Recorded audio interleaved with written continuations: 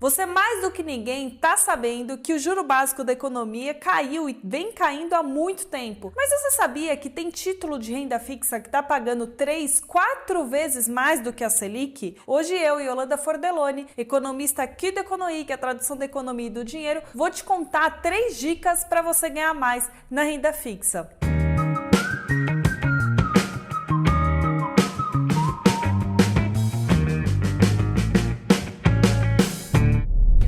Um amigo meu, ávido por investimentos em ações, veio me perguntar qual que era uma boa corretora para ele começar a aplicar em renda fixa, já que ele estava muito exposto ao mercado acionário e ele está envelhecendo, né? Tá querendo começar a diversificar um pouco mais, colocando um pouquinho de dinheiro na renda fixa. Ele comentou que viu um CDB que pagava 13% ao ano, meus amigos, o que é uma ótima rentabilidade em tempos de Selic tão baixa. Essa rentabilidade me surpreendeu, sobretudo porque eu não tenho investido tanto assim em renda fixa há alguns meses. Eu tenho juntado dinheiro para comprar um carro, já comentei isso aqui em outro vídeo e fiquei surpresa com uma rentabilidade tão alta de banco médio.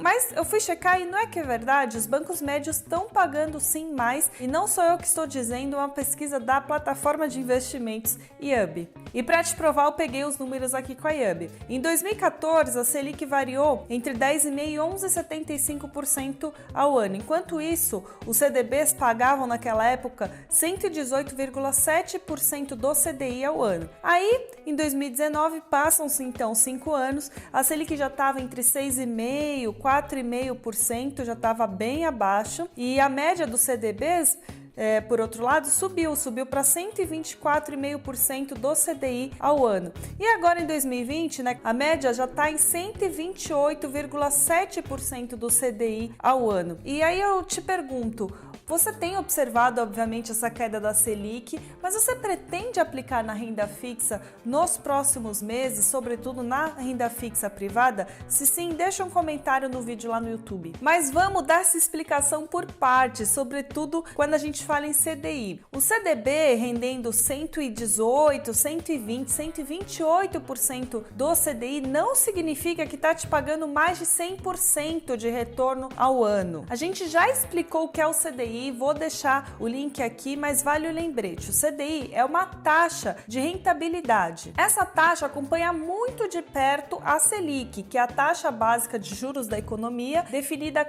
a cada 40 dias pelo Banco Central. Quando um CDB paga 100% do CDI, significa que ele vai te pagar um retorno muito próximo ao CDI. Agora, se esse CDB não paga 100% do CDI, mas paga 120, 128%, como é a média atual, significa que a rentabilidade é de 100% do CDI, mais um pouquinho, porque é 128%, né? Mais de 100%. Então é uma boa oportunidade para quem está pensando em aplicar em renda fixa, sobretudo porque essa crise deve perdurar e a gente não sabe quando deve acabar, enfim, e com isso o juro básico da economia Selic deve também ficar num patamar baixo por um bom tempo. Mas vamos aos cuidados para você aplicar na renda fixa. O primeiro é, se atente aos prazos. Os CDBs, sobretudo os de banco médio, costumam ter uma carência, pode ser de 2, 3, 5 anos, e essa carência geralmente coincide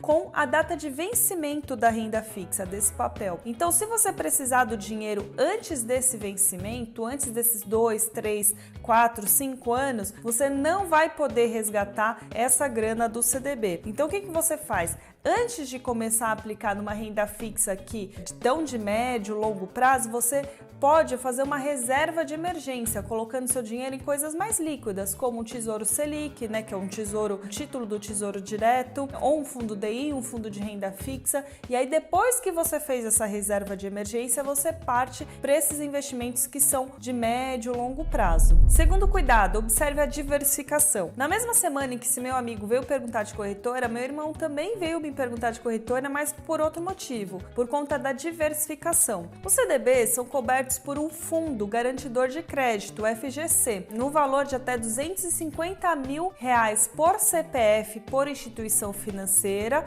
sendo que o teto é R$1 milhão quando a pessoa acumula investimentos em mais de uma instituição, CDBs de mais de uma instituição. Mas ficou confuso isso. Eu desenhei 4 situações, 2 em que haveria cobertura total do CDB e 2 em que parte do dinheiro é coberto e outra parte não. As 2 situações em que o FGC cobre tudo. Primeira situação de cobertura: o investidor tem R$200 mil num CDB de um banco A e esse banco A quebra. O FGC, nesse caso, vai cobrir tudo, porque lembra, o teto é de R$250 mil por instituição, né? Ele tem 200 mil abaixo desse valor. Segunda situação, a pessoa tem R$400 mil, só que esse dinheiro está dividido em 2 instituições, no banco A e no banco B. Acontece uma quebradeira no mercado, os 2 bancos declaram falência. Nesse mesmo caso, o FGC vai cobrir tudo. Por quê? Porque é R$250 mil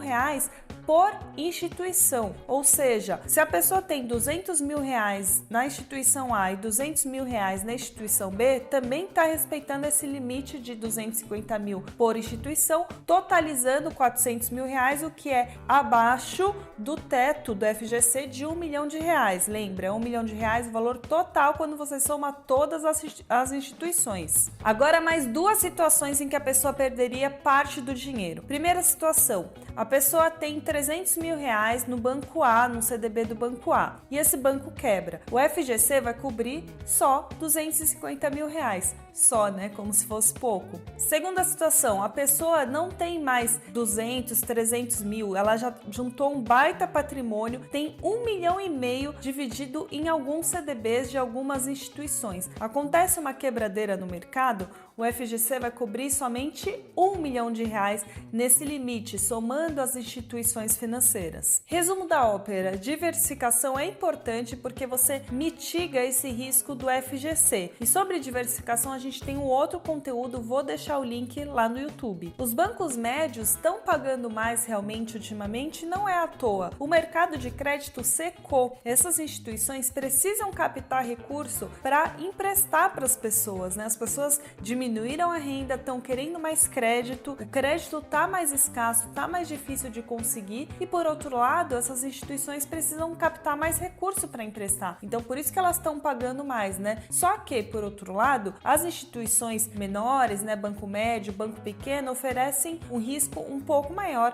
do que um CDB de banco grande, né, que geralmente paga muito pouquinho. Então, por isso que é importante essa diversificação. Agora, a terceira dica para você investir em CDB: diversifica também não só os bancos onde você tem CDB, mas as corretoras, ou seja, as instituições que você usa de ponte para acessar esses CDBs. E sabe por quê? Porque as corretoras oferecem CDBs de diferentes bancos. Pode ser que no mesmo dia o CDB de um banco X esteja pagando mais numa corretora Y em relação à corretora X.